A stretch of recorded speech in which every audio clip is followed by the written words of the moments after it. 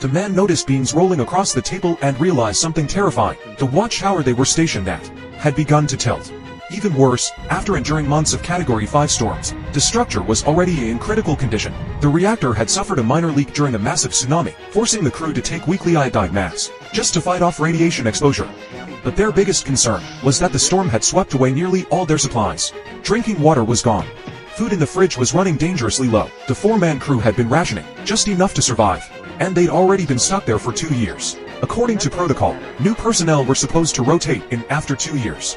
But for some unknown reason, despite being long overdue, no one had come to relieve them. As despair began to settle in, a lookout suddenly spotted a ship quietly approaching. But strangely, nothing appeared on the radar.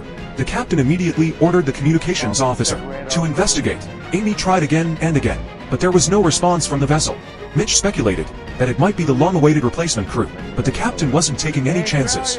He slammed the alarm and ordered the bald-headed soldier to prepare for defense. On deck, the crew followed orders. Though uncertainty filled their eyes, the cannons were turned into position. The unknown ship drew closer. Tension was thick. Just as they were about to fire, the captain hesitated.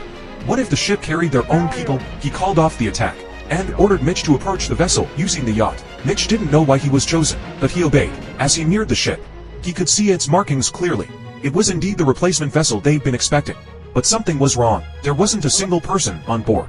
The ship drifted silently, like a ghost floating over the sea, swallowing his fear. Mitch boarded and began to search, cautiously moving through the eerie, abandoned decks. The cabins were a mess. Cobwebs covered every corner. It was clear the ship had been deserted for a long time, but why had it arrived just now? Deeper inside, Mitch discovered personal belongings, and 4 sets of military-grade protective suits confirming it. This was the relief crew, and they had vanished without a trace.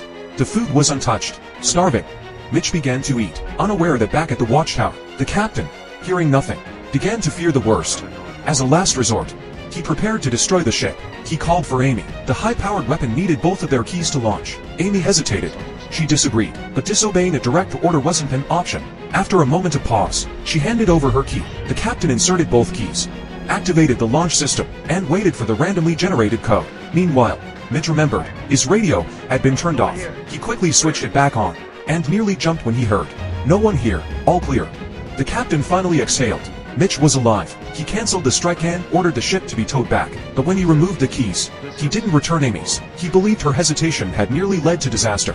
When Mitch returned and learned how close he came to being blown up, he cursed the captain under his breath. Later, the bald soldier discovered something chilling. The ship's engines had been offline for months. So how did it get there? There was plenty of food on board, but not a single soul in sight. The captain downloaded the ship's logs and studied its nautical chart. He mapped out its last known route, and what he found left him speechless.